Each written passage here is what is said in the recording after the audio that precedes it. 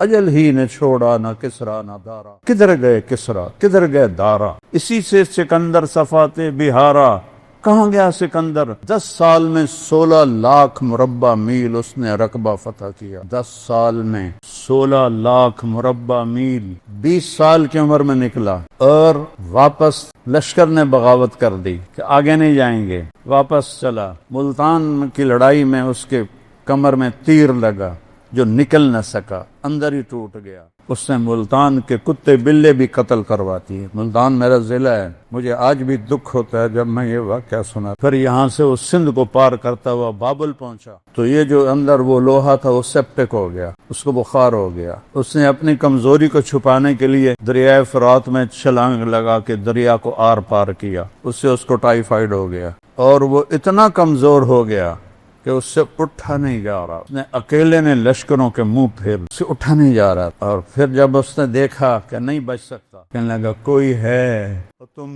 بادشاہ سلامت پوری دنیا کے، سکندر سے بڑے بادشاہ تو نہیں، سکندر سے بڑے طاقتور تو نہیں، الیگزینڈر دی گریٹ اس کو تاریخ نے نام دیا ہے، اس کو خوش آمدیوں نے نہیں دیا، اس کے خوش آمدیوں نے اسے گریٹ نہیں کہا۔ سکندر اعظم کا نام اس کو تاریخ نے دیا ہے۔ اعظم اٹھا نہیں جا رہا۔ آخری الفاظ، کوئی ہے مجھے اتنے دن دے دے کہ میں گھر پہنچ جاؤں، میں مقدونیہ مرنا چاہتا ہوں، بابل عراق میں تھا، میں گھر پہنچنا چاہتا ہوں، مجھے وہاں موت آئے۔ 32 سال 8 مہینے اور 10 دن اس کی عمر تھی، اللہ کا امر آیا اور اتنے بڑے بادشاہ کو چوہے کی طرح